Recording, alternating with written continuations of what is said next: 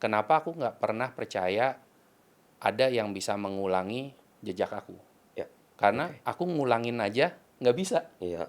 Dan Oke. itu kenapa aku nggak pernah ngelihat orang-orang kaya, orang-orang hebat dan bilang, aku mau niru dia. Oke. Karena dia mau niru ulang apa yang dia lakuin juga udah nggak bisa. Betul, betul. Itu jadi the power of context itu sebenarnya sesuatu yang kita harus sama-sama pahami bahwa mau kita bilang ada rangka kerja, aku ngajarin rangka kerjanya gimana. Ya. Tapi mungkin rangka kerja itu akan berhasil di industri yang berbeda. Yang Oke. sekarang mungkin lagi posisi naik daun. Ya. Enggak di industri yang butuh COVID untuk menjadi sebuah momentum. Ya. Contohnya seperti Bardi Smart Home. Oke. Nextnya apa tadi? Satu Maven ya, dua Power of. Jadi satu itu data bank. The few people yang bisa move the initial moment. Yang pertama adalah orang yang data bank lah, dia yang tahu segalanya, dia yang bikin segala sesuatu terkesan lebih mudah. Right. Nah itu kalau di Bardi kita pakainya tech reviewer kayak Gadgetin, Oke. Best Indotech. Oke. Mereka yang bilang, oh nih Bardi tuh gampang pairingnya gini-gini. Sempat di review ya di Gadgetin. Iya sempat. Oke. Yang kedua itu konektor. Oke. Konektor tuh apa? Konektor tuh sosialita. Jadi yang kita pakai kayak Sharena Delon, Oke. Fujian, Sahil. Oke. Itu ya buat orang tahu aja, ini ada orang pakai nih. Tugas Oke. mereka sih sebenarnya cuma flexing. Ya mereka cuma connecting doang lah Right. gitu. Dan yang terakhir itu salesperson atau motivator, orang yang kayak masa lu nggak pakai Bardi sih, Bardi bagus loh buat kayak gini. Itu kita pakai afiliator. Oke. Nah jadi ketika aku baca buku Tipping Point itu, aku membagi, oh ternyata KOL itu ada 3 tipe ini dan kita harus scope of work-nya itu berbeda. Tech reviewer, tugas kamu bilang Bardi itu gampang dibeli, gampang dipakai. Ya. Untuk si konektor, kamu cuma perlu bilang, gue pakai, masa lu enggak? Ya. Untuk affiliate, benar-benar paksa, beli dong. Nah itu, tapi itu dilakukan sekarang pun nggak akan berhasil. Kenapa? Karena ada yang ketiga tadi, Oke. power of context. Oke. Tapi basically 3 framework itu dipakai untuk mencapai yang 2000. Banyak sih, 24. nggak cuman 3 framework itu. Oke, Jadi salah ada, satu ya. Oke. ya itu ada salah satu, terus ada Oke. juga yang contagious, yang steps, STE, PPS. Salah Oke. satunya adalah social status. Jadi orang mau share produk kita ketika mereka ngerasa itu akan meningkatkan mereka punya social status. Contohnya di Instagram pribadi aku baru ngeliput sebuah pabrik tempe yang ngirim ke Jepang. Iya. Itu yang komen semuanya pada, iya aku di Jepang nih, mau beli juga nggak bisa. Karena mereka ngerasa begitu mereka komen bilang gue juga di Jepang, social status mereka naik. Oke. Itu kenapa mereka mau engage di komen juga. Right. Dan ketika orang bilang, gue pakai Bardi, lu nggak pakai. Nah itu ada social Interesting. status. Ya. Dibanding mereka nanya, gue pakai tisu ini nih, lu nggak pakai, kan aneh gitu Ya, kan. ya. Nah jadi ya itu salah satu yang dari steps. Dan banyak sih sebenarnya framework yang kita pakai dan aku juga ajarkan di Makna Bisnis yang aku ajarin bulanan atau di Oktober Simbiosis Bisnis, acara tahunan aku. Oke. Tapi balik lagi, belum tentu atau cukup yakin nggak bisa mengulang bikin smart home segede Bardi lagi. Oke. Tapi Ngerti. kemungkinan besar bisa untuk industri yang lain dengan framework yang sama. Ngerti. Kasih mungkin metodologi atau framework yang namanya chaos. As long lu bisa masuk ke atau bisa menjabarkan chaos ini, menurut gua cocok. Contoh pertama apa? Konsep. Oke. Lu mau masuk ke bisnis, lu punya konsep gak? Oke. Karena pada umumnya orang-orang aja bingung konsepnya apa ya, gue cuma mau bikin bisnis. Terus A-nya itu adalah audience. Oke. Apakah lu udah kebayang kira-kira lu mau serve siapa sih? Oke. Profilnya seperti apa sih? Oke. Pada umumnya orang berasa semua. Oke. Gue mau bikin industri baju. Audiensnya siapa? Semua bisa pakai bajunya gue, ya kan? Terus baru ke offer. Oke. Kayak penawaran lu apa nih? Kayak apa yang bisa bikin lu tuh beda gitu kan? S baru sales. Nah, pricing segala macam main. Jadi kalau misalkan orang-orang itu yang barusan lu bilangin berasa beda, gue kasih dia tantangan. Nggak usah ngomongin bis model canvas segala macam. Coba deh dari chaos ini lu bisa jawab gue gak? Karena pada umumnya orang-orang juga bingung. Kayak konsepnya apa ya? Gue juga gak tahu sih bro gitu loh. Audiensnya siapa? Gitu ya? Audiensnya siapa tuh? Itu paling generik tuh. Pada umumnya kayak ditanya audiensnya siapa? Semua orang bisa pakai produknya gue gitu. Ya kita juga tahu semua orang bisa gitu kan. Tapi kita tahu kalau misalnya semua orang bisa, berarti probabilitasnya lu punya produk adalah komoditas. Iya, iya. banyak banget pilihannya karena semua orang bisa, Oke. ya kan?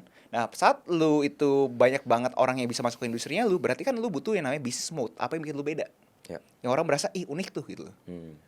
Nah, itu ngelebar terhadap apakah lu punya bahasa Seth Godin tuh sapi ungunya lu. Oke. Oke. Jadi si Seth Godin ada thought eksperimen seperti ini sebelum lu masuk bisnis. Lu kalau misalnya ke desa ngeliat sapi, biasa aja gak? Biasa aja. Biasa aja. Tapi begitu lihat ada sapi ungu, Nggak biasa. nggak biasa kan? Nah, thought eksperimennya Seth Godin tuh seperti itu. Kalau gue elaborasi, lu lihat sapi ungu, nggak biasa kan? Nggak biasa. Tapi mungkin gue berasa, mungkin ada beberapa orang berasa, ya enak dong bro, kalau gitu kalau misalkan orang yang punya nature baru bisa jadi sukses. Karena kan sapi ungu kan, nature gitu kan. Nah, gue coba elaborasi, lu lihat sapi biasa aja. Lu lihat sepeda, Biasa aja. biasa Di aja. desa. Ya kan, hiasan doang. Tapi kalau sapi naik sepeda, Nggak biasa. nggak biasa. Nah, Viral terus itu. aneh kan? Iya. Nah, juga ngelebar lagi terhadap kita ngomongin sapi di desa biasa. Sapi di dalam mall, nggak biasa.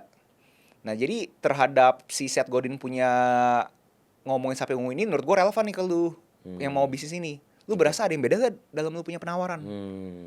Lu tahu gak tujuan audiens lu mana gitu? Oke. Karena si Seth Godin pakai jargon namanya MVA, Minimum Viable Audience. Oke. Dia bilang bahwa lu nggak usah sok-sokan deh lu ngomongin ke 1.000 orang, ke 10.000 orang, ke 1.000.000 orang, ke seluruh masyarakat Indonesia, se-Indonesia, nggak usah. Lu bisa yakinin nggak ada sekitar 30 sampai 100 orang yang peduli sama produknya lu. Oke. Definisi peduli adalah hari berikutnya dia itu bakal ngomongin produk lu ke orang lain. Apakah di bulan berikutnya dia beli lagi produknya lu? Nah, itu viable audience tuh. Kalau gue sih penyerapannya adalah minimum viable audience adalah suatu kelompok yang bisa memastikan setidaknya kita itu secara bisnis itu bisa muter. Oke. Mungkin tanda kutip at cost atau bahasa Indonesianya ya ngekit lah, kayak nggak Ya, rugi ya. nggak untung gitu Ya. kan ya. Bisa jalan aja gitu kan, bisa nutupin kita punya pengeluaran gitu. Ya. Nah, jadi menurut gua bisa gak jawab pertanyaan-pertanyaan ini Oke. nih yang seharusnya simple tapi mungkin orang tuh berasa ya anjrit, gua gak kepikiran nih. Let's talk about competitor. Jujur, gue ngelihat banyak electric cart bertebaran di jalanan saat ini di luar Jago Coffee. Gue ada 2 pertanyaan. Yang pertama, how do you deal with these competitors? Apa yang bikin lu stand out lah ya? Kedua, ini kan mereka bakal di jalanan ya. Kalau misalnya let's say all the coffee brand bikin kayak gini semua penuh dong jalanan, dan itu ada regulasinya nggak sih Dan? Ya, 2 pertanyaan itu deh. Oke. Mungkin untuk kompetitor sendiri ya, menarik. Jadi kayak apalagi kompetitor, terus kompetitor juga banyak yang contek kita.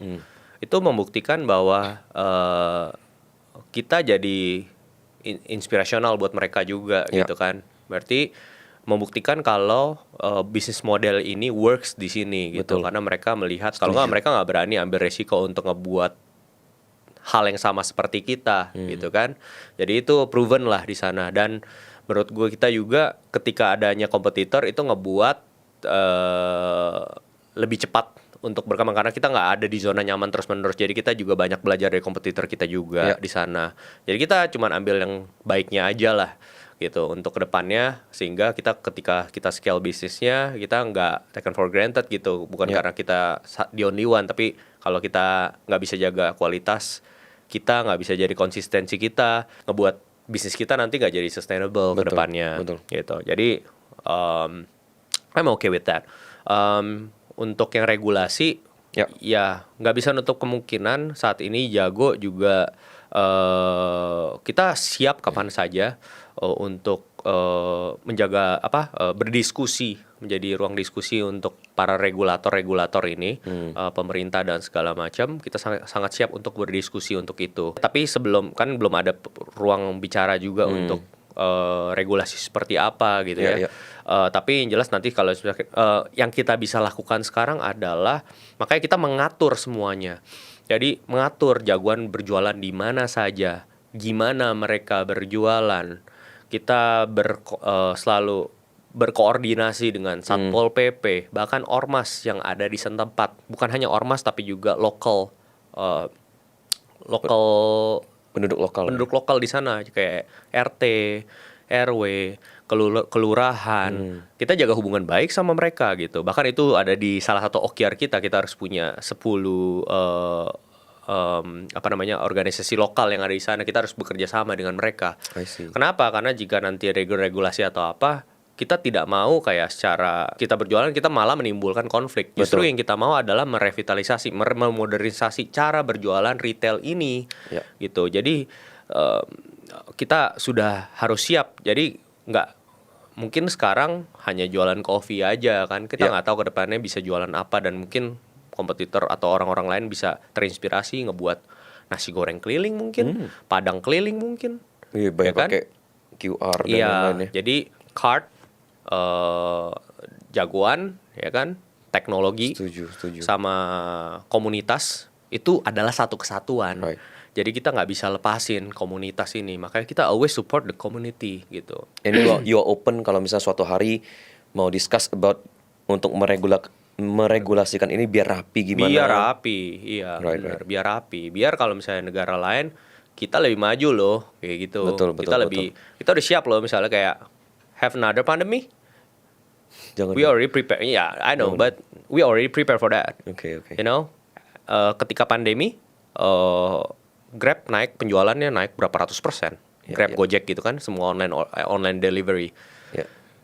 Betul. Tapi semua yang di restoran yang nggak ada online delivery jadi mati kan. Betul. Gitu. So kalau ada kita bisa ngebantu. Sedangkan kalau online delivery menggunakan itu kan pengantaran dari restoran, jemput barang, antar ke customer. Tapi kalau kita kan produknya sebenarnya bisa dibuat di carts. Jadi sebenarnya restoran yang bisa nyamperin ke. Betul. Secara bisnis model ya kurang lebih yang kita bisa kalau tinggal di R&D ulang itu bisa di set seperti itu. That's sebenarnya ada idea. Next question. What's next for Jago Coffee? You are the first in the world. Ada rencana go international? Untuk go international ya kemarin ada belajar beberapa dari negara lain kayak Thailand, Filipina juga, mereka juga udah cukup tertarik sama bisnis modelnya kita. Cuman kayaknya masih cukup jauh ya gitu, karena Terlalu early ya? iya terlalu cepat juga, karena cita-cita kita di Jago masih banyak ya sekarang, apalagi Indonesia lagi kurang bagus ekonominya. Ya. Masih banyak butuh lapangan pekerjaan. Kalau misalnya kita bisa scale di sini dulu, kenapa nggak kita di Indonesia dulu aja? Right. Kan kita bisa kasih kontribusi juga ke negara, buka lapangan kerja semakin banyak kayak gitu. Setuju. Bisa jadi salah satu opsi. Dan di sini mungkin kita bisa kasih sebagai media mereka untuk bagaimana menjadi micro entrepreneur gitu. Karena mereka harus bawa card sendiri, berjualan, dan semua skill itu kan nggak setiap negara kan punya SDM-nya tuh berbeda-beda. Ya. Kayak gitunya susah ya. Betul, Jadi kayak mungkin orang Indonesia lebih banyak ngakalin kayak gitu, lebih jago buat ngakalin dibanding kayak orang Jepang yang SOP banget gitu kan. Nah, itu kan berarti program trainingnya juga berbeda ya untuk ngehandle SDM-nya seperti apa gitu. Karena orang lihatnya cuma jago jualan kopi keliling aja gitu, tapi orang nggak ngelihat di belakang layarnya tuh SDM-nya kita ngehandle-nya tuh gimana, program trainingnya. Iya. Gitu. What I know very good training system juga ya di Jago untuk semua jagoan ya. I know cara knowledge kopinya, cara bikinnya juga kan. Betul. Kita ada, kalau boleh sharing sedikit untuk yaitu kalau awal-awal mungkin dinamika masalahnya itu masalah development ya, production, kita masalah gimana maintenance segala macam. Ketika itu kita udah buat, infrastrukturnya kita udah buat, sampai tech-nya kita buat, itu yang tengah-tengahnya. Yang sulit adalah handle itu, SDM itu, bagaimana jaga attendance rate-nya mereka, service time-nya mereka, bagaimana jaga mereka selalu ada di on grid, kayak gitu. Terus mereka jaga hygiene, gitu. Itu makanya kita ada pre-trainingnya juga di Jagoan Academy. Lalu mereka ada levelingnya juga, ada jagoan star, jagoan master, dengan perks berbeda-beda, dengan target berbeda-beda, dengan training berbeda-beda. Karena kalau misalnya udah jagoan star yang tadi hari ini datang, ya mungkin itu bisa kategorikan jagoan star, dia masih standby di sini untuk jadi catering gitu ya, buat event. Itu nggak bisa jagoan biasa yang kita kasih, terus jagoan yang udah level kedua. Betul. Itu kalau nggak, ya dia masih belum tahu gitu, masih baru gitu kan. Setelah itu dia ada jagoan captain ini ngehandle nih semuanya, Oke. 10 jagoan lainnya gitu. Dan ada satu, ini nggak apa-apa aku sharing, karena bagus juga, karena aku juga belajar dari kayak perusahaan-perusahaan besar kayak BCA itu setiap kali 7 orang ada satu PIC gitu. Dan yang dimana PIC ini ngehandle masalah-masalah teman-teman yang 6 orang ini, walaupun dia bukan manajer secara tidak langsung gitu. Oke. Kalau kita di gereja itu ada komsel, Hmm. ya. Kenapa gereja bisa kasih pembelajaran sampai sedetail itu? Kadang-kadang kita nggak bisa bertanya ke gereja langsung saat lagi di gerejanya kan, ketika pendetanya ngomong. Tapi kita bisa bertanya di komunitas kecil kita. Oke. Itu juga ada kayak gitu, namanya jagoan hangout. 10 orang, jadi bottom up management. Leadernya satu. Ada captain satu, Captain. temanya itu kita siapkan, pertanyaan-pertanyaan kecilnya kita siapkan sehingga mereka bisa saling bertanya. Nah, nanti ada perks tambahan untuk si kapten ini. Ada. Gue baru mau makan bro, gue inget banget gue baru mau makan tuh. Gue inget banget pork knuckle, enak banget tuh, gue udah mau makan. Tiba-tiba si one of the director bilang, by the way, kita udah decide nih. Jadi kita nggak mau invest di tiket.com, tapi kita mau beli tiket.com 100%. Buset, kan kaget dong. Hah? Gila tuh, langsung gue nggak bisa makan bro. Gue drop main ini, terus gue kayak, hah maksudnya gimana pak? Kayak kita kaget gitu. Kita kaget banget, tiba-tiba kan langsung gitu kan. Oke. Anyway, ya terus udah gitu, kayak gila men. Itu dalam waktu, cuman butuh waktu 3 minggu dari gue pertama kali kontak si Pak Martin. Less than a month lah. Wow. Sampai akhirnya kita dapat that offer. Dan that offer pun kayak, wah anyway, terus udah gitu abis itu kayak, duit kita habis kan. Ya. Kita ada diskusi kelanjutan. Nah ini another one. Kita ada mulai diskusi meeting. Nggak ketemu harganya. Nggak ketemu bro, harganya nggak ketemu. Kejauhan, bedanya jauh banget, 50%.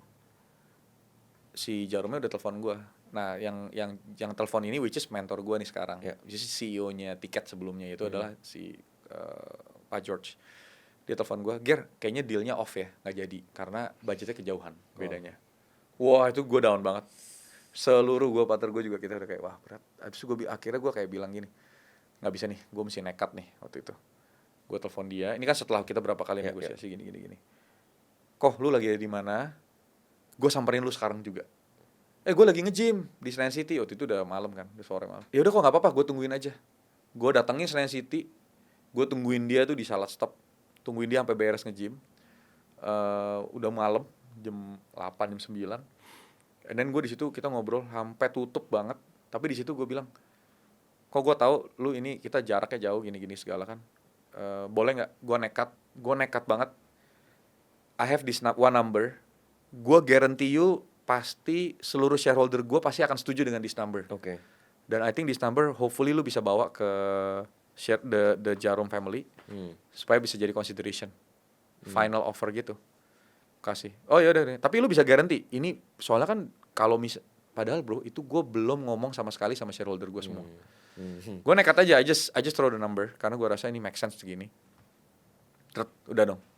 Ya udah gue tidur aja dan lain-lain. Jam 7 pagi 7:48 pagi gue dapat WhatsApp. Ger, I just had a meeting with the whole family and then we agreed with your number. Wow.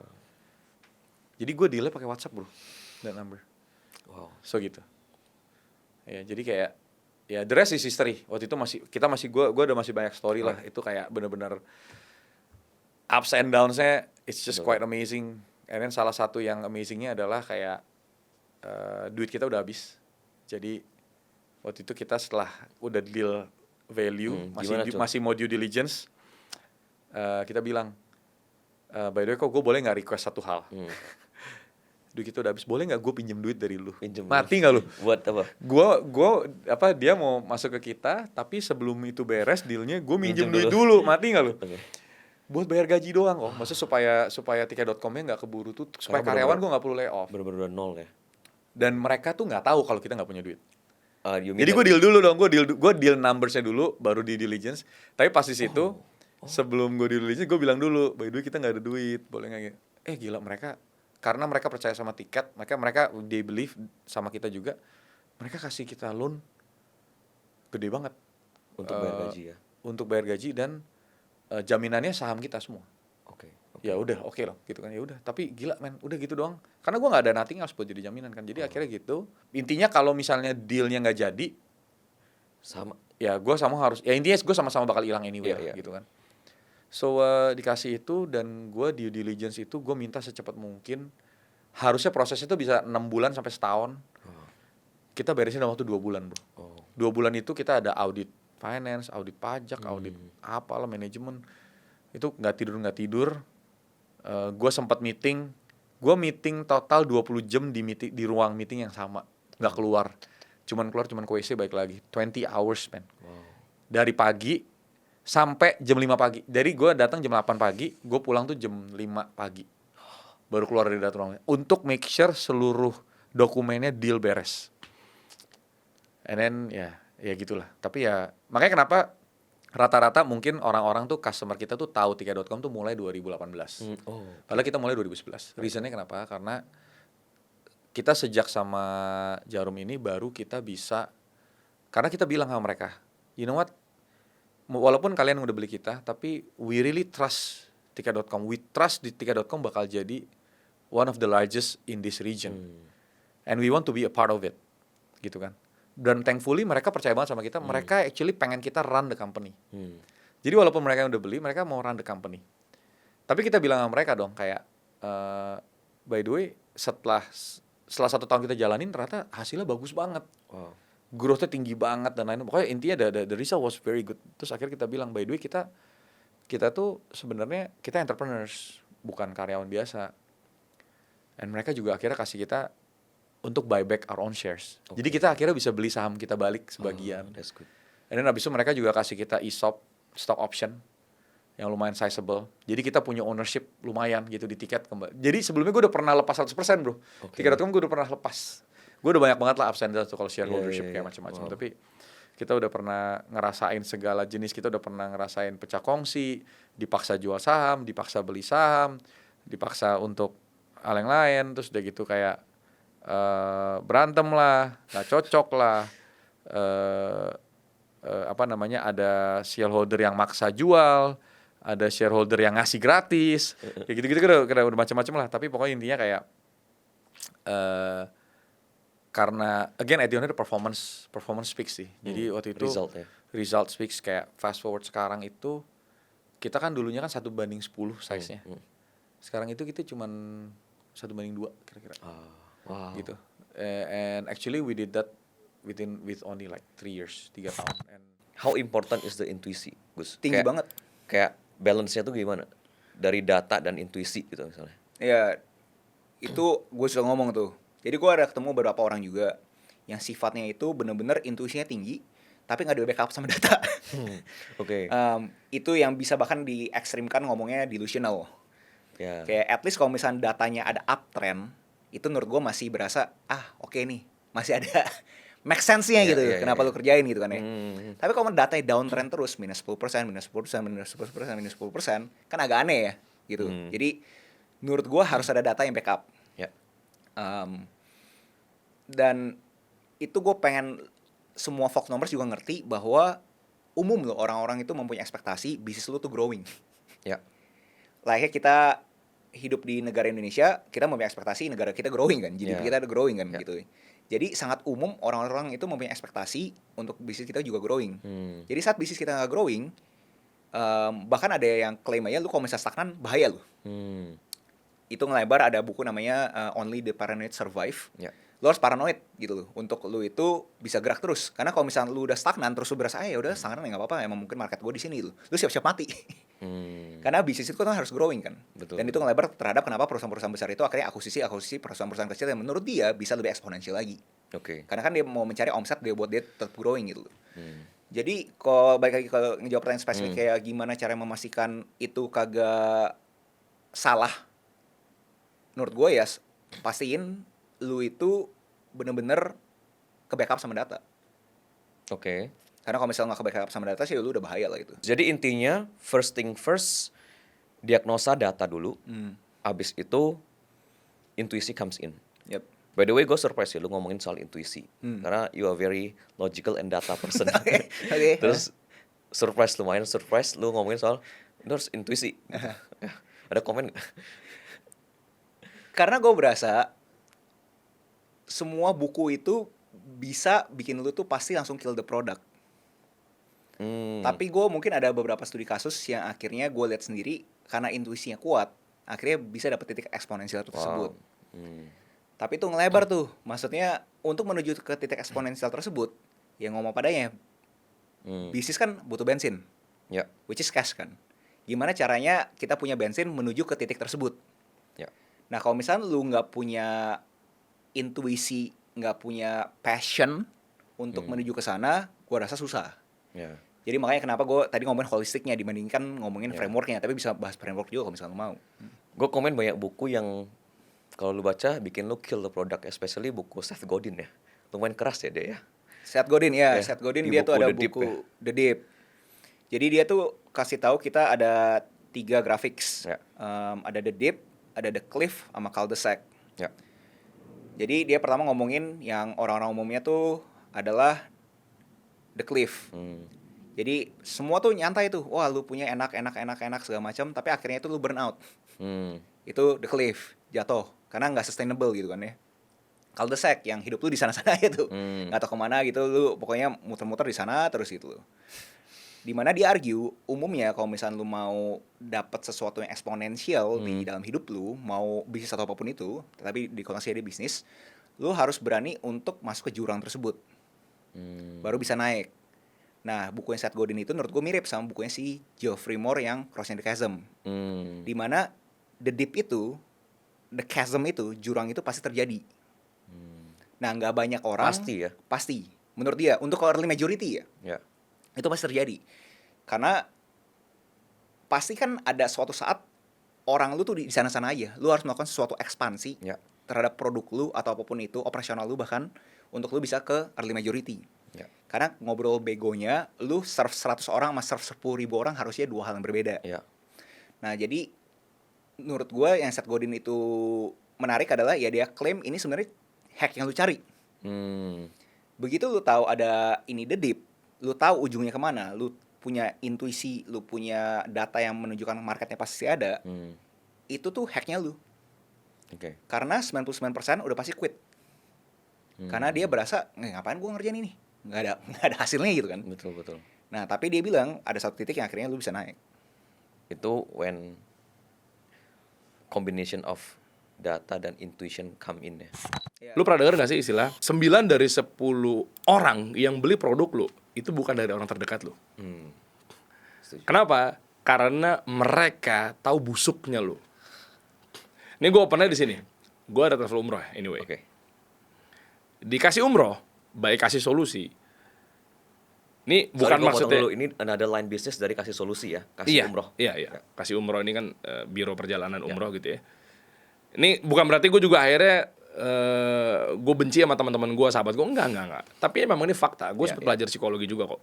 Jadi artinya adalah 9 dari 10 orang atau bahkan kalau mau saklek 10 dari 10 orang yang beli produk lo itu bukan dari teman dekat lo. Dan dikasih umroh baik kasih solusi ini. Terjadi. Jamaah umrohnya enggak ada dari teman-teman gue padahal mereka nge-view postingan gue. Nge-like enggak. Ini gue udah bawa keliling datanya sama ya gue sama tim gue, setiap gue ada kesempatan keluar kota dan seterusnya, dan itu approve semua, agree semua. Oke. Nah itu gue sempat cari tahu tuh, kenapa? Satu, karena mereka tahu busuknya kita. Oke. Ketika kita lagi berjuang, lu aja kemarin minjem duit sama gue. Lu aja kemarin juga babak belur. Gue ngelihat lo naik motor butut lo itu. Nah itu yang memang harus dibenahin, setuju gue. Justru gue nggak pengen berlama-lama kubangan itu selalu ada di setiap negara, tiap diri kita dan seterusnya. Kita harus benahin bareng-bareng. Ya. Gitu. Kayak begitu, bro. Makanya tadi pas begitu lo statement kayak begitu, gue setuju. Gitu. Terkait mereka tuh nggak bakal apresiasi kita. Ya. Gitu. Dan kalau udah jadi, ya udahlah begitu kan. Nah, itu pasti berasa. Gue coba deh lu kalau setuju lu komen di bawah. Gue udah ngeriset panjang kok.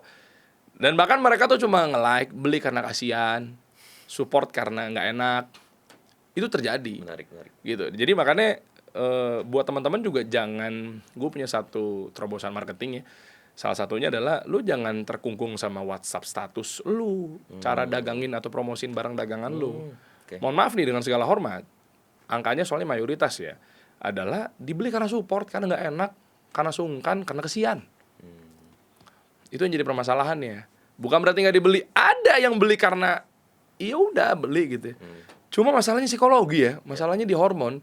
Neuroscience itu bro. Alam bawah sadar yang gerak. Ya kortisol, endorfin, dopamin, oksitosin itu yang gerak masalahnya. Terus yang kedua faktanya adalah mereka nggak mau ngelihat kita sukses. Ya. Itu fakta kehidupan nih. Ya iyalah. Makanya kan masalah lu bilang apresiasi apa segala macam itu. Gitu. Tapi nggak usah khawatir. Betul. Temen lu sama rakyat Indonesia lebih banyak mana?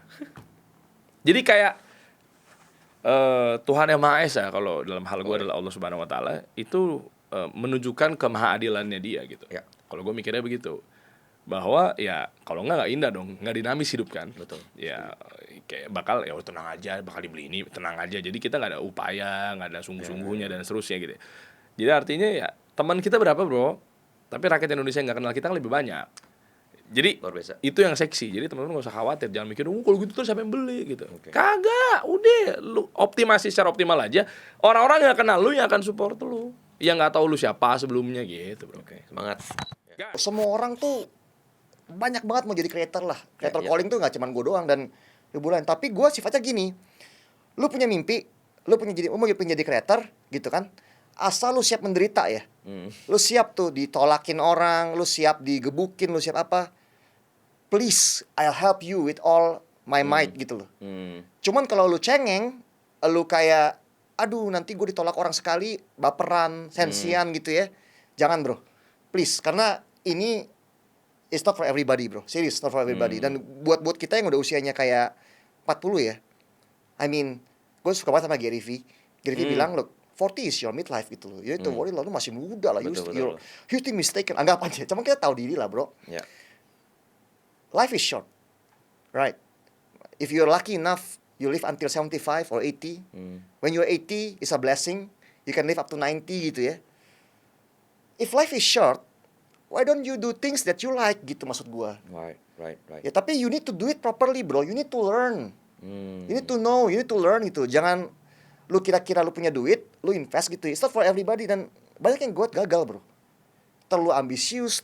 Jadi kalau lu humble enough, all those great people ya, people mostly they only assume orang ini sibuk, orang ini. Lucunya bro, orang kayak gua nih kontakin semua orang hebat, mereka semua jawab bro. Dan dikasih waktu duduk sama dia tanya kenapa? Karena mereka satu paham bro. Mereka semua mau bantuin, mereka semua tahu nih hatinya pure. This guy is not a snake gitu, dia juga mau pure. Dan ini terbukti nanti dalam arti you cannot tell people who you are. You can only judge by the time bro. Kelihatan tuh setelah 20 tahun ternyata si orang ini cengli ya, karena terbukti dia begini itu tuh Ya. no shortcut bro. Setuju. Orang maunya shortcut, cepat kaya, cepat gampang, cepat sukses, nggak mau menderita. Makanya gue tuh paling marah nih bro di semua usaha gue nih. Gue paling marah ketemu sama anak buah yang mau main cepat bro. Gue bilang look, rejection is a part of winning gitu. Right. Nah itu yang mental yang mesti dibangun sih bro. Kalau kita semua mau maju ya, I mean, I still have a lot to learn. Tapi I'm happy to share gitu loh. Please kalau lu orang maksudnya polite, punya pertanyaan mau nanya di bawah, gue akan coba sebisa mungkin jelasin ke orang nih. Ternyata ini begini bro. Ini mesti. Tapi you guys gotta be patient sama be humble gitu. Aturan main kalau mengurusi utang itu aturan nomor 1 tidak boleh utang lagi. Oh ya, oke. Stop utang lagi. Apapun kondisinya stop utang lagi gitu. Karena selama lu Stop nambah utang. ya stop ya kalau lu kali lubang tutup lubang terus itu nggak akan beres bro masalah. Betul. Itu akan muter terus tuh siklusnya. Ya. Nah, begitu lu stop yang langkah berikutnya adalah lu bisa negosiasi ulang. Oke. Atau orang bilangnya itu Restrukturisasi. ya bahasa kerennya restrukturisasi, tapi aslinya lu datengin nego apakah ini Nambah diperpanjang, apa tenor. gimana tenornya, ataukah bisa lu menyerah kemudian Diskon. ada diskon dan lain sebagainya gitu, ngomong gitu. Tapi pastikan kepada orangnya bahwa gua mau bayar gitu. Iya. Gua mau bayar, gua mau niat mau bayar, tapi posisi keuangan gua kayak gini, nggak bisa kayak gini, gua mau nego gitu. Oke. Nah, setelah nego, usahakan negonya yang benar-benar lu bisa achievable gitu. Nah, ketiga, lu lihat dengan struktur pemasukan sekarang, pemasukan lu sekian, ini ada cicilan, ada hidup, masih bisa hidup nggak? Bener nggak? Kalau ternyata nggak cukup, tambah penghasilan. Oke. Karena masalahnya menjadi masalah penghasilan kurang. Gitu. Nah, begitu penghasilan tambah, langsung beresin pondasi, Bro. Pondasi keuangan kita. Satu, lu harus punya dana darurat. Oke. Nah, ini penyakitnya kalau misal orang-orang bilang ya, banyak guru-guru bilang, oh begitu lu punya uang, lu beresin gitu. Bro, kalau lu nggak punya dana darurat, lu nggak punya tabungan, lu punya uang penghasilan, lu fokus buat bayar utang gitu. Begitu lu ada kondisi darurat, misal nih, keserempet nih, lu lagi naik motor keserempet gitu, lu harus masuk rumah sakit gitu. Terus lu nggak punya dana darurat gitu, harus diobatin saat itu, lu ngapain? Ngutang lagi. Utang lagi. Berarti lu melanggar prinsip nomor 1 dong. Ya kan? Gak beres nih. Wah. Ya kan? Makanya lu harus punya dana darurat. Ya kurang lebih 6 sampai 12 kali pengeluaran lah untuk jaga-jaga gitu. Ya. Terus at least lu harus punya BPJS kesehatan. Ya. At least. Tapi kalau lu bisa memungkinkan punya asuransi swasta, bagus. Tapi at least lu punya asuransi kesehatan yang cover. Ya. Nah, kalau ini sudah beres, ya, dua kesehatan ini udah diberesin, itu uang mulai beresin utang. Kalau utang lu banyak, ada dari vendor dari perusahaan A atau pinjol A atau bank A gitu, bank B, bank C, bank D, lu pilih dulu nih. Yang lain bayar sesuai sama tagihan, ya kan? Nah, tapi ada satu yang paling kecil, lihat pokok utang yang paling kecil, tembak dulu di situ. Ibarat main game ya. Lu kalau misal lu main Dota nggak, Bro? Main-main. Oh, main Dota ya. Oke. Sama seangkatan nih kayaknya. Lu kan ada istilah yang lu bunuhin yang kecil-kecil dulu kan. Betul. Apa namanya? Farming apa? Ya, Kita nggak langsung lawan hero-nya kan. betul. Nggak Kita langsung kan towernya ya. ya kita nggak langsung lawan hero atau towernya kita hancurin kan. Kita kan bunuh dulu yang creep-nya itu kan. Creep. Creep-nya kita bunuhin satu-satu kita Betul. bunuhin gitu. Oke. Nah, itu sama kalau misal lu pinjolnya banyak atau utangnya banyak, jangan hantem yang paling susah dulu. Kalau yang susah misal tagihan bulanannya katakanlah 500.000, ya udah bayar 500.000 sesuai tagihan aja. Tapi yang kecil-kecil hantem aja. Jadi lunasin dulu yang kecil-kecil. Oke. Jadi kalau lu punya 10, 5-nya kecil-kecil, 5-nya gede. Stres lihat 10. Ya udah 5 yang kecil-kecil bunuhin dulu nih, lunasin dulu. Nah, sisain 5 yang Nego. gede-gede. Ya. Nego tadi ya? Ya, yang 5 kan nego, yang 5 yang kecil-kecil udah beresin. Dari tadinya ada 10 bank atau 10 pinjol, sekarang tinggal 5 pinjol. Stres lu berkurang kan? Iya. Secara psikologis setelah berkurang, udah mulai fokus dari 5 ini mana yang paling kecil. Ini nego bisa lagi nggak? Kalau bisa jadi hantam lagi. Lama-lama beres. Oke. Ya, ini prinsip melunasin utang pakai main Dota sih, Bro. Value investing itu apa sih? Oke. Nah, value investing dalam bahasa yang sederhana sesuai dengan namanya kan value. Value itu artinya nilai, investing adalah investasi. Jadi investasi berdasarkan nilai. Oke. Nah, jadi setiap aset itu buat teman-teman Volcnomics ketahui juga ada nilai wajarnya. Oke. Nggak cuman saham, misalkan kayak properti juga kita bisa tuh nilai wajarnya properti ini berapa sih, kemudian juga aset instrumen lainnya juga ada. Nah, kalau gue kan fokusnya di saham, Bro. Nah, jadi setiap saham itu sebenarnya kita bisa tahu berapa nilai wajarnya dia. Oke. Nah, jadi sesimpel kita mencoba untuk menaksir atau memproyeksikan sebenarnya perusahaan ini berapa sih nilai wajarnya dia. Nah, kemudian kita bandingkan dengan harga saham di market, Bro. Oke. Nah, contoh misalkan setelah kita hitung dengan beberapa metode, si perusahaan A, dia nilai intrinsiknya atau harga wajarnya tadi adalah Rp1.000 per lembar saham. Ya. Tapi ternyata karena satu alasan atau alasan lainnya, harga sahamnya sekarang drop di 700, 600 atau even lebih rendah, Bro. Oke. Nah, jadi kan kita mengambil kesempatan di mana kita sebutnya itu adalah mispriced. Ya. Yang harusnya dia wajarnya di 1.000, tapi karena satu dan lain hal, harga sahamnya sekarang di 700, 600 atau lebih rendah. Oke. Nah, berarti kan ada diskon. Betul. Nah, jadi kita mencoba untuk mencari saham mana yang misprice-nya ini cukup besar, Bro. Oke. Nah, sederhananya gini, kalau misalkan kita bisa dapat perusahaan yang misprice-nya itu 50%. Oke. Ya, berarti harusnya dia nilai intrinsiknya 1.000 tapi sekarang di 500.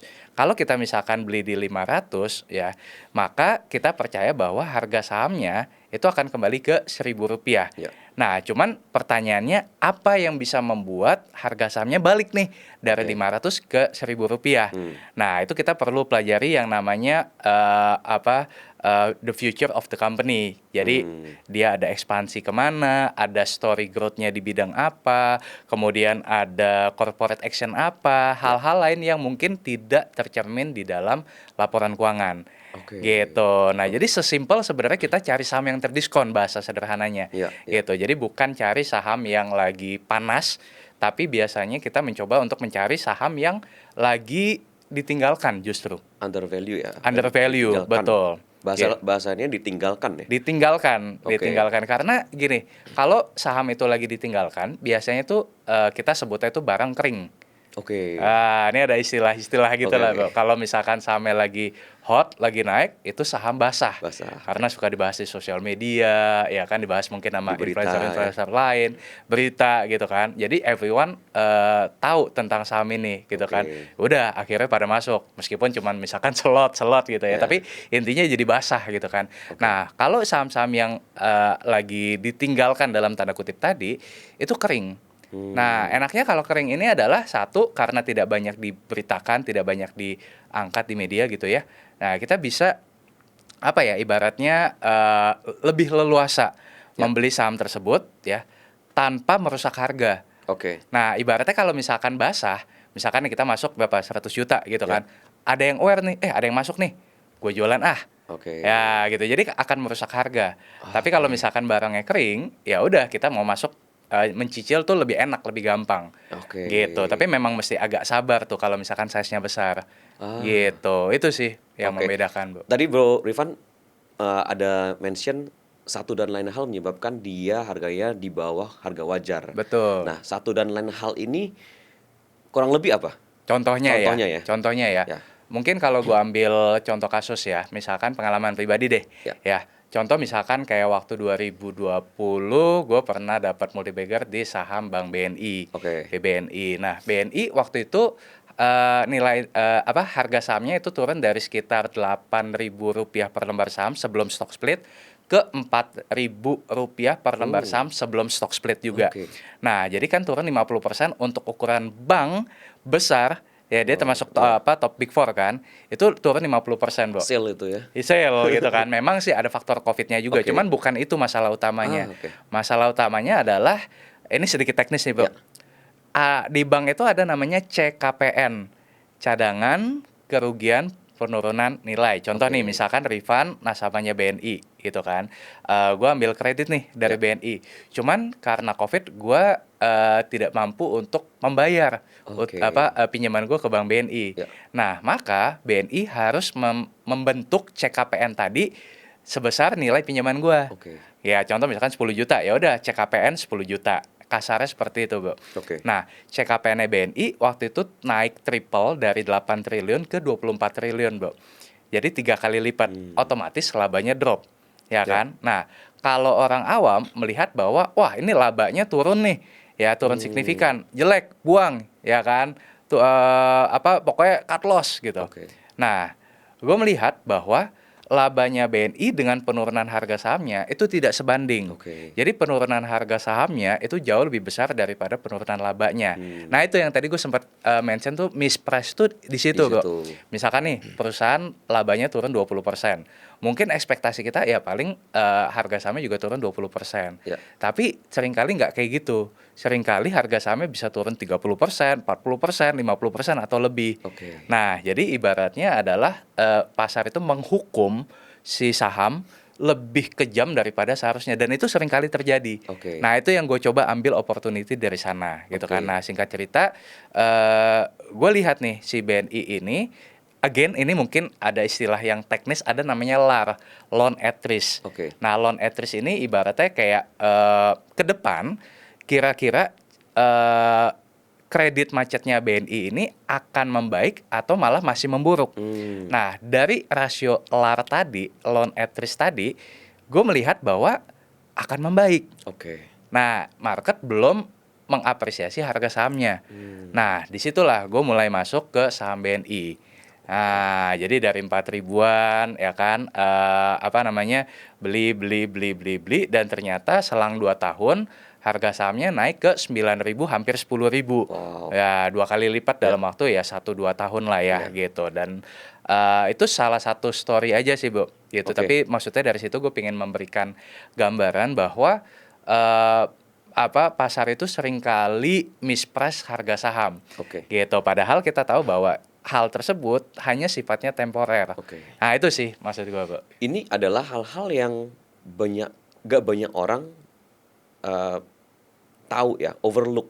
Ya, Kayak ya, kayak CKPN tadi, ya. terus LAR tadi, Ya. kan gak banyak orang tahu, dan itu ada di laporan keuangan nggak? Ada, tapi nggak semua orang mau melihat ke arah sana. Oke. Karena banyak kan orang mungkin ya pengen instan lah. Framework apa yang Mbak Nisa biasanya ngasih ke mereka untuk ini dulu stepnya, step 1, step 2 itu apa?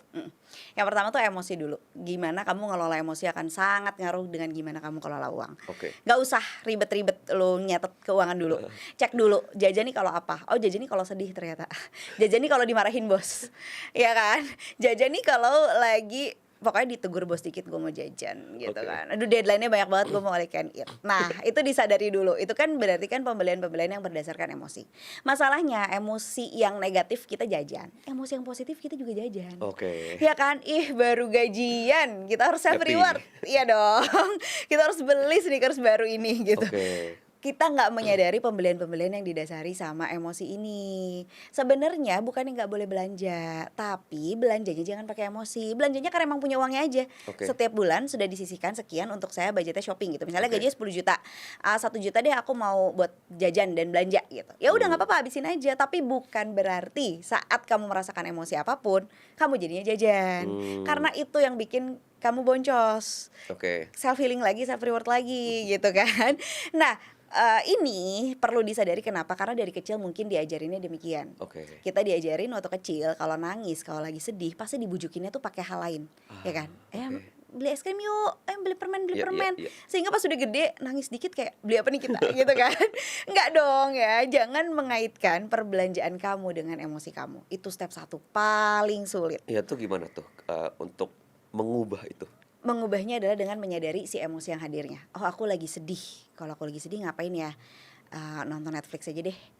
Aku nggak usah deh belanja, nggak apa-apa. Kita coba dulu seberapa lama sedihnya bertahan. Karena emosi itu datang dan pergi. Mau sedihnya kamu belanja, mau sedihnya kamu nggak belanja, sedihnya tetap ada. Oke. Nah, ini aku ajarin anakku nih. Jadi suatu hari dia potong rambut bukan di tempat yang biasa. Dia mungkin umurnya kayak 7 tahun apa 8 tahun lah waktu itu. Dia potong rambut terus ternyata menurut dia jelek potongannya karena bukan di tempat langganannya. Terus itu kan di mall ya. Terus dia kayak, "Bu, tapi aku sedih banget. Aku pengen beli mainan ya. Because I feel bad about my hair." Pokoknya kayak sedih banget lah. Terus aku bilang gini, aku beliin kamu, tapi aku buktikan bahwa kamu akan tetap sedih karena rambutmu. Meskipun aku belikan si mainan yang dia mau. Terus enggak, aku pasti jadi happy. Soalnya aku pengen banget mainan itu. Kesempatan banget kan. Oh, nggak apa-apa, ini adalah teachable moment ya kalau parents tuh ya. Aku belikan lah. Terus dia beli mainannya. Kalau anakku tuh kalau beli mainan langsung dibuka gitu kan, dikasih terus dipegang Ya. sampai mobil. Terus dia kayak, bener lagi Bu, aku tetap sedih. Bener lagi aku ternyata tetap feel bad tentang rambutnya dia. Oke. Nah, itu jadi pelajaran banget bahwa pembelian apapun gak akan bisa ngubah emosi kamu gitu. Oke. Kita kan gak diajarin kayak gitu ya waktu kecil ya. Betul. Jadi kayak lebih sulit pasti buat kita. Jadi perlu menyadari penuh setiap emosi yang hadir itu sifatnya sementara. Oke. Gak bakalan menetap selamanya. Gak usah kamu alihkan dengan belanja. Karena seringkali kita lagi bete banget ya, gila malam ini kayaknya lagi down banget gitu ya. Scroll, cekot. Pas barangnya datang udah gak sedih sebenarnya. Oke. Udah gak down lagi. Ngapain gue Nyesel. beli ini ya kan? Kenapa ya kemarin beli ini? Nah, itu makanya mengelola emosi ini satu step Oke. penting banget deh. Bukan cuman buat kamu gak impulsif belanja, tapi juga akan berpengaruh ke seluruh kehidupan kamu pada akhirnya. Kamu akan gak gampang marah sama teman-teman kamu di kantor misalnya, gak gampang lagi tersinggung sama orang tua kamu. Ya pokoknya kemampuan meregulasi emosi selalu jadi yang pertama. Oke. Yang kedua adalah relationship. Relationship ini yang tadi aku bilang, ini adalah biang kerok kedua tentang habisnya uang di Indonesia ya. Kita merasa uang habis karena suami boros gitu. Kita merasa itu masalah keuangan. Bukan, itu masalah relationship. Gimana caranya kamu mengkomunikasikannya sama suami kamu? Gimana caranya kamu mencari tahu kenapa suami kamu itu boros? Apa sih yang bikin dia tuh belanja terus? Apa yang bikin dia nggak responsible sama uangnya? Itu kan bukan masalah keuangan sebenarnya. Itu masalah relationship. Diberesin relationshipnya. Relationship ini bukan cuma sama pasangan, orang tua juga. Culture-nya adalah orang tua minta apa kita harus kasih segera. Enggak dong ya, apalagi buat yang gajian ya. Kalau kayak aku kan nggak gajian nih, aku usaha sendirilah gitu ya. Penghasilannya tidak menentu, tapi aku juga budgeting nih, ngasih orang tua tuh berapa gitu, ngasih mertua berapa. Teman-teman yang gajian, kebayang nggak kalau orang tuanya minggu ini minta uang, minggu depan minta uang, minggu depannya minta uang. Setiap bulan nominalnya beda-beda. Wajar nggak sih kalau kamu jadi nggak tahu sebenarnya orang tua kamu perlunya berapa dan kamu harus kasih berapa. Sementara tiap kali mama bilang, mama perlu sekian nih, transfer sekarang juga gitu. Nah, gimana nggak berantakan uangmu? Apakah itu masalah keuangan? Bukan, itu masalah relationship kamu sama orang tua kamu. Gimana kamu mengkomunikasikan bahwa, ma aku tuh gajian loh, aku tuh gajian setiap tanggal sekian, mama butuh berapa tiap bulan, dihitung aja dulu, nanti aku bisa bantu sekian gitu. Itu kan bukan masalah keuangan sebenarnya. Belum lagi tetangga ya kan, tetangga minjem duit mulu, teman kantor minjem duit mulu, teman kantor ngajakin investasi bodong. Itu masalah relationship. Gimana kamu bisa setting boundaries, bisa say no, nggak jadi people pleaser. PR yang kedua tuh, makanya ketika kita ngomongin keuangan sama aku, budgeting tuh ada di tengah-tengah gitu ya. Masih belum, kalau kamu masih belum bisa bilang enggak sama teman kamu yang ngajakin investasi padahal shady, itu PR kamu. Kamu gimana caranya bisa bilang enggak dulu gitu. Itu barulah kita ke step berikutnya, yaitu nyatet pengeluaran dulu gitu. Dan nyatet pengeluaran ini nggak mesti selamanya. Orang tuh mikir kayak aduh ribet banget ya, sampai kapan gue harus nyatet, sampai kapan nih parkir 2.000 5.000 harus dicatat gitu. Enggak kok, nggak mesti dicatat selamanya, asalkan udah tahu capnya berapa, ya bulan depannya tinggal bikin budgetnya aja. Berarti buat transport berapa, buat makan siang berapa, buat investasi berapa gitu, tinggal dibagi-bagi aja. Tapi itu akan jauh lebih mudah ketika masalah emosi dan relasinya dibenerin duluan.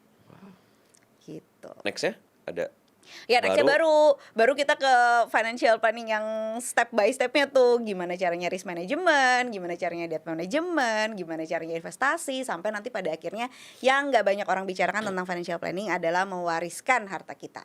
Jadi kita ngomongin financial planning itu masa depan dong, ya kan? Gimana biar bisa survive sampai pensiun.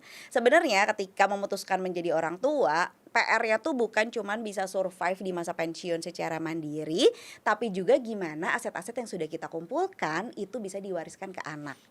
Jadi biar kalaupun sekarang kita perintis, anak kita jadi pewaris gitu.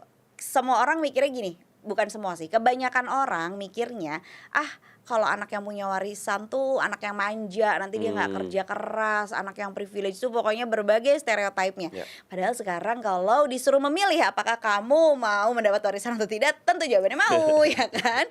Kayak menjadi anak privilege itu nggak berarti jadi anak yang manja. Punya warisan itu nggak berarti nggak kerja keras. Jadi gimana caranya, justru kalau aku sekarang, aku nggak mau lagi bilang sebagai orang tua yang hanya mewariskan pendidikan. Pendidikan itu emang kewajiban. Justru gimana caranya mewariskan juga aset-aset yang sudah dikumpulkan sekarang, biar anakku nggak hidup dari nol. Biar rumahnya nggak usah KPR gitu loh. Biar kalau dia mau usaha bisa dimodalin orang tuanya. Dan gimana caranya anak privilege ini bisa tetap kerja keras, bisa tetap mandiri, bisa tetap resilient. Kan kita tuh menikah itu membuka lembaran baru sebagai satu kesatuan kan. Dan again, semua butuh uang. Ini kita gimana mau bikin pernikahan yang kuat kalau fondasi keuangannya aja tuh minimal gitu. Jadi pada saat itu ya kita dengan sadar bahwa oke, ini kayaknya kita dipakainya mending buat kehidupan setelah nikah ya gitu. Dan aku sangat beruntung, my husband is my husband, karena kita tuh pemikirannya sama. Iya, ngapain kalau mau ngeluarin duit, kenapa kita nggak liburan aja? Kan kita dapat itu, kan kita yang dapat benefitnya. Ngasih makan orang yang kadang-kadang kita juga nggak kenal ini siapa gitu kan. Sayang gitu. Nah, dan juga ada penelitian dari Andrew Francis Tan yang dia menyatakan bahwa semakin besar uang yang kita keluarkan untuk resepsi pernikahan, semakin besar chance-nya untuk bercerai. Gitu. Nah, karena itu akan mulai banyak pertikaian tentang keuangan itu dimulainya dari pada saat exactly setelah nikah atau malah sebelum nikah gitu. Karena butuh uang yang banyak tuh. Nggak semua orang punya uang sebanyak itu pada saat itu, bisa jadi minjem. Udah nikah nih, wah belum apa-apa, yang cicilan yang. Terus Karena memaksakan itu ya. karena terlalu memaksakan, atau enggak pas udah nikah yang harusnya bisa either beli rumah atau sewa tempat yang bagus, jadi sewa tempat tinggalnya yang kurang bagus karena ya udah dipakai pas resepsi kemarin kayak gitu. Jadi dengan uang resepsi lebih banyak itu banyak meningkatkan bibit-bibit pertengkaran yang sebenarnya tuh nggak usah gitu. Tapi kuncinya menurut aku adalah nggak maksain aja. Kan ada orang yang net worth-nya 100 miliar tapi pernikahan dia 100 juta, itu udah kayak merem kan. Tapi ada yang net worth-nya 50 juta tapi pengen nikah yang 250 juta. Minus dong. Itu. Jadi menurutku kalau selama nggak maksain, kalau bisa tidak berhutang, I think that should be fine. Tapi dari observasinya Sarah, di lingkungan teman-temannya Sarah, banyak gak wanita yang punya pemikiran seperti ini? Banyak, di banyak Jakarta banget. Setiap kali aku nge-upload konten tentang aku nikah di KUA atau tentang nikah di KUA atau biaya nikah yang kecil, itu tuh banyak banget teman-teman yang setuju. Aku mau kayak gini pernikahan idaman aku gitu kan. Cuman terhambatnya sama orang tua. Orang tua dan keluarga besar, nanti takut diomongin, nanti takut disangka hamil di luar nikah, disangka kenapa-napa kayak gitu. Itu sih, mau gimana lagi kan kita Asian value ya. Betul. Orang tua, ya kalau orang tua mau bayarin, why not? Betul, boleh aja. Tapi kalau misalkan protes doang, nggak ngasih duit kan susah ya Pak mah. Oke.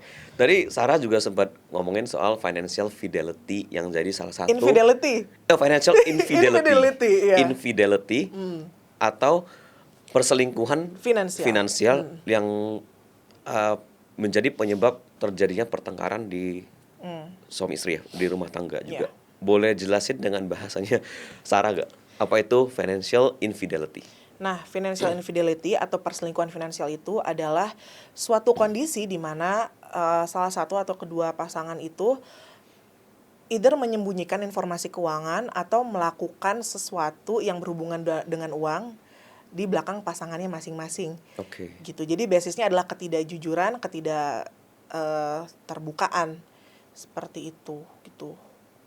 Itu financial infidelity dan sekarang tuh banyak banget yang kayak gitu. Dan aku baca penelitian dari NEFA, something Institute of Financial Academic di Amerika. Penelitian itu menyebutkan bahwa kalau di Amerika itu perselingkuhan finansial ini lumayan tinggi angkanya. Dan yang paling banyak, tebak siapa yang banyak melakukan perselingkuhan finansial ini? Ini jenis kelamin? Pria ya kayaknya. Kalau udah digituin pria biasanya. Iya, biasanya laki-laki itu 37% laki-laki itu melakukan perselingkuhan finansial, kalau perempuan itu sekitar 29%. Sama aja. Jadi dua gender ini sama-sama melakukan perselingkuhan finansial tapi kecenderungan itu lebih banyak laki-laki. Dan ternyata kalau kita telusuri, kenapa sih harus ditutupin? Kenapa harus diem-diem gitu?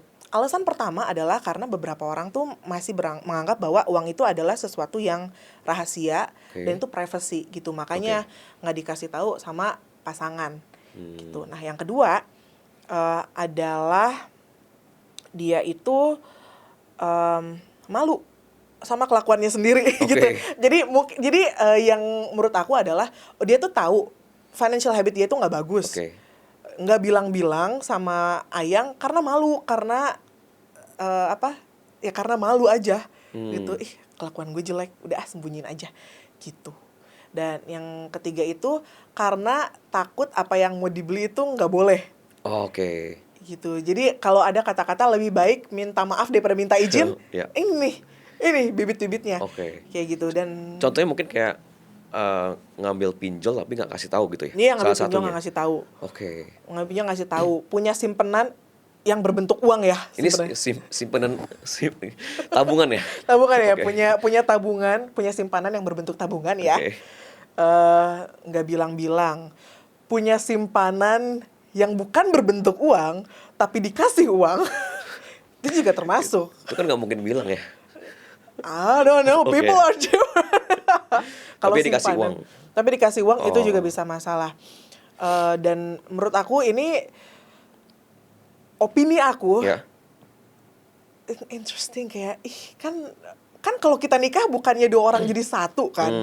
Oke, itu opini aku. Tapi menurut undang-undang pernikahan di Indonesia, segala harta termasuk utang, suami istri yang udah menikah itu kan jadi harta bersama, termasuk harta gono gini.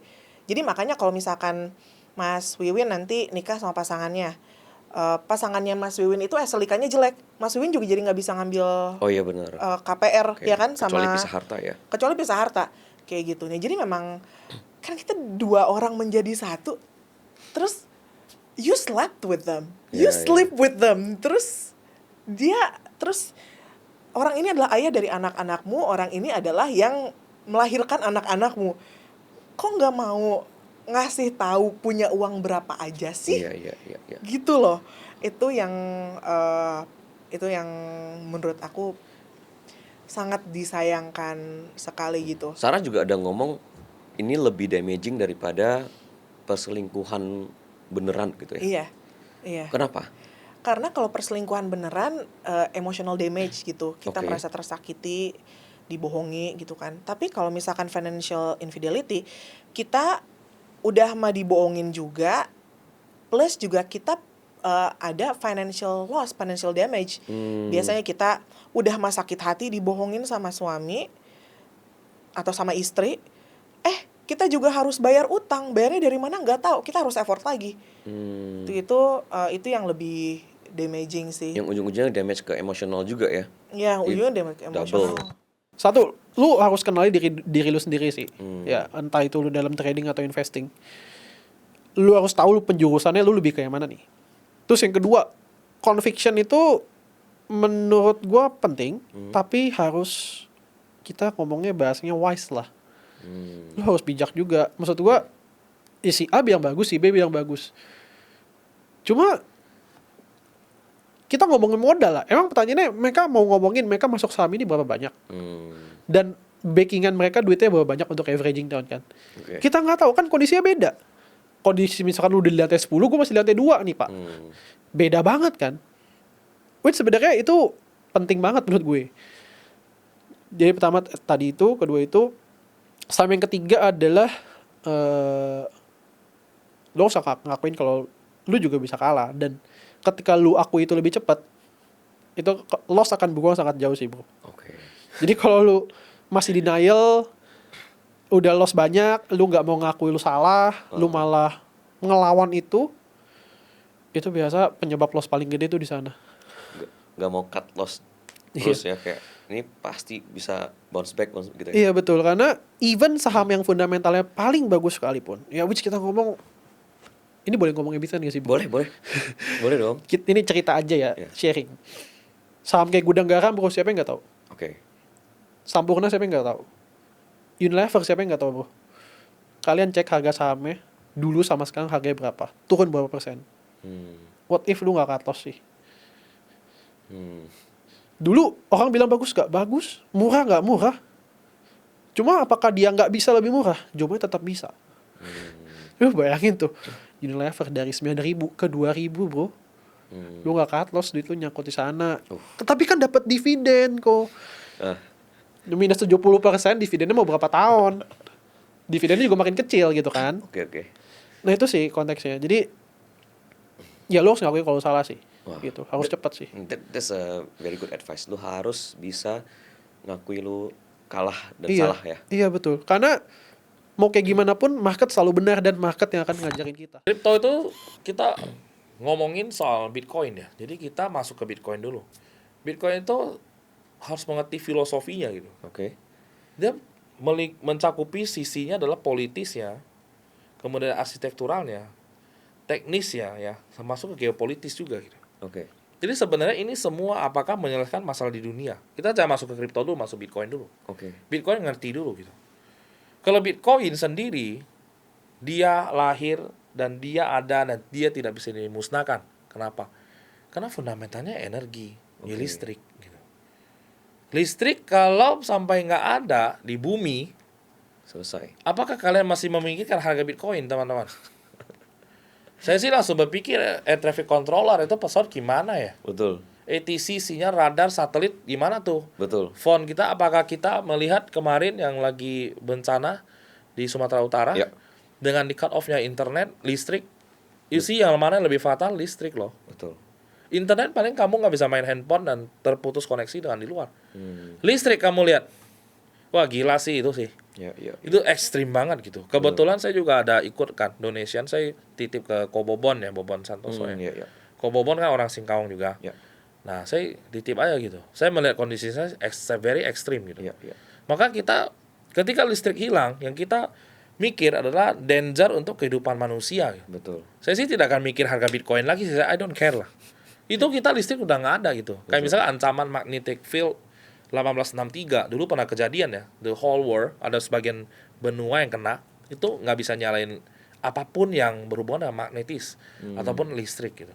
Dan isunya akan datang di area 20, 30-an atau 40.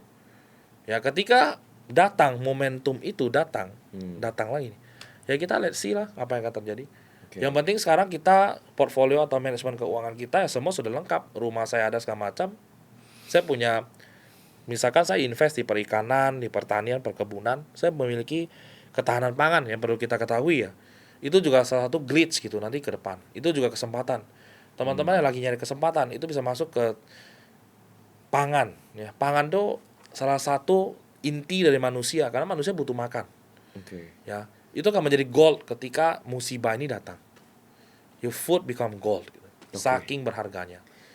Ya makanya saya sekarang di Web2 itu saya so far tidak menambah dulu investment karena sekarang ada 16 yang saya urus itu Termasuk yang tadi ya, perikanan itu dan ya dan lain-lain banyak lah. Saya ada engine apa segala macam, makanya saya sorry banget tadi telat 30 menit ya. Saya podcast karena ini yang pertama kali saya telat. Nggak apa-apa, aman. The traffic very bad. Kemudian ya podcastnya juga di luar nalar. Semalam masih party di Noya. Baru pulang. Bentar jam 8 udah masih podcast tadi di Serpong. Crazy semua gitu. Di crypto emang begitu gitu. Very busy. Nah jadi kita saya lebih suka sharing ya opportunity apa gitu yang bisa kita lihat. Jadi kembali ke investment di crypto ya. Investment di crypto kita setelah mengetahui itu semua, kita melihat naratif yang ke depannya orang pakai. AI, real world asset. Kemudian kita ngomongin perpetual decentralized exchange. Ini semua lahir karena menghindari ancaman. Contoh RWA itu. Orang mau invest, misalkan kita ada invest Dore Bailet tahu ya 3 outlet. Ya. 2 di Pakuwon Surabaya, 1 di Bali. Itu bisa Itu bisnis apa? real world asset, RWA. Oh iya. RWA itu membukakan peluang kepada teman-teman yang retail memiliki hak untuk invest juga. Jadi dia fungsinya adalah fragment gitu. Fractional investment. Lu bisa put your own money, validate by blockchain, semua smart contract, semua deal smart contract nggak bisa diubah, nggak bisa di reverse, nggak bisa di hack, nggak bisa di penetrate. Kamu bisa audit sendiri, itu semua transparan. Revenue sharingnya akan dimulai dan langsung ditembak ke wallet kalian masing-masing. Itu jembatan Web2 ke Web3 pakai RWA. Kita masuk lagi ke real world asset. Iya, real world asset. Kita masuk lagi ke Hyper Show. Kita ada bikin film kemarin di Ketok Magic ya. Ketok Magic juga yang mainnya Dodit, Respawn, anak stand up lah. David Nurbianto dan lain-lain. Nah, itu kita juga masukin ke dunia film, berarti masuk ke media. Terus habis itu kita lihat kalau AI itu udah pasti rumah sakit sama membutuhkan prescription obat. Dokter ngomong doang, nggak usah tulis apapun, nanti pas klien keluar udah ada prescription datang. Itu karena di voice record sama AI di capture berapa miligram dosis semua udah lengkap. Itu AI membantu kita belajar. Crypto saya juga ada bikin Luna AI segala macam. Kemudian kita masuk lagi ke perpetual DEX ya. Decentralized exchange di perpetual trading. Kenapa itu penting? Karena itu tidak perlu depo ke exchanger. Karena exchanger itu kan kita depo ke dia, kita trust them. Di dalam dunia kripto, di dalam dunia Bitcoin, Satoshi Nakamoto sudah selalu men-state tulisan dia di dalam forum-forum lama itu adalah don't trust tapi verify. Don't trust, verify. Keep your funds on chain. Kenapa on-chain? On-chain itu di dalam blockchain. Jadi kita megang masing-masing. Kripto itu kekayaan kita berada di kita masing-masing. Be your own bank. Maka kita nggak boleh put some money and trust them. Kamu lihat betapa banyak yang scam. Kemarin apa itu? Ada sekuritas pakai dana orang, trading sendiri. That's the point of trust me, bro. Kenapa ya kita sebagai businessman, mungkin brother dan teman-teman sisi semua yang nonton, kenapa sih Tuhan mengizinkan kita yang udah baik-baik saja tiba-tiba kadang-kadang bisa menghadapi karyawan resign lah, menghadapi turbulence keuangan lah. Itu untuk memacu kreativitas kamu kembali. Karena kalau lu nggak menghadapi itu, lu nggak mikir gitu loh. Ide itu kadang-kadang datang dalam ketakutan kita, itu muncul ide. Ya. Jadi besok pagi, hari Minggu, itu orang jualan kue di depan gereja. Di mall itu ada gereja. Gua mikir gitu, oke lah. Jual kue aja bisa laku karena pakai empati, compassion, and kasih sayang. Masa sih gue jual ini nggak bisa? Oke lah. Gue telepon si pendetanya, kebetulan saya kebaktian di situ. Pak, saya minta izin 1 meja saja untuk saya pajang nih handphone. Beliau bilang, wah, sounds crazy. Biasa orang kalau beli kue itu nggak mikir. Ini kamu mau jual handphone yang jutaan, gimana orang bisa jadi? Bapak tenang saja, saya percaya saja gitu. Dalam hati saya baru cuma satu. Ini habis dapat apa istilahnya bukan briefing, khotbah dari pendeta tentang kasih manusia kan. Harusnya gue di depan itu gue bisa say something lah gitu ya kan. Begitu keluar, ternyata di gereja itu memang keluar orang-orang yang istilahnya kayak konglo lah gitu ya. Yang dia nggak masalah soal handphone. Dan bro tahu, aku short bikin pendek aja, 5 unit tak satu pun tersisa, semua terjual. I bring the money sehari Senin kasih ke si Mister. Dan sejak itulah si Mister bilang, kamu akan bersama saya dengan company ini, kamu silakan buka the first store di Indonesia, which is itu di Jakarta, ibu kota. Dan dalam waktu singkat, kurang lebih 5 tahun berdarah-darah, perjuangkan, 5 tahun, 10 tahun saya berhasil, apapun yang saya mau tunjuk, saya bisa beli. Dan kebetulan gue nggak masuk ke dunia untuk flexing mobil, flexing sesuatu sih. Tapi minimal di momen itu adalah kebetulan saya memang senang sama mobil juga. 1 tahun 12 bulan bro, bener ya. Paling tidak 12 itu aku punya untuk sesuai dengan selera. 1 bulan 1 mobil. Yes. Maksudnya aku pajang 12. Tapi that's my ego. Dan that's the moment of truth about a business owner. You have to learn, you have to listen this. Waktu itu sebagai anak pedagang koran yatim, aku tuh kalau jalan di dekat Citraland Mall itu aku selalu mandang ke atas. Waktu itu ada Banyan Boulevard kalau nggak salah, itu sebuah apartemen gitu ya, Tropik namanya sekarang, masih ada. Aku selalu mandang itu, aku bilang suatu hari gue harus ada di atas itu, gue harus berada di situ. Tapi ternyata ada Taman Anggrek Mall yang lebih besar apartemennya, lebih tinggi lagi. Terus gue mandang ke situ, idealis, gue harus ada. Dan baru tahu gue berhasil. Lantai 46, boleh dicek teman-teman kalau yang nonton, cek apakah benar lantai 46 Taman Anggrek Mall apartemennya. Berhasil aku beli. Tapi manusia punya ego. Di saat lu miskin, lu mungkin gak punya ego itu. Tapi di saat lu udah kaya, you will feed your ego. Lu akan kasih ego lu makan. Ketika gue liat Central Park bangun, itu lantainya 56. Gue gak bisa terima. Tiap hari gue sudah bukan memikirkan bisnis gue. Kenapa ada yang lebih tinggi?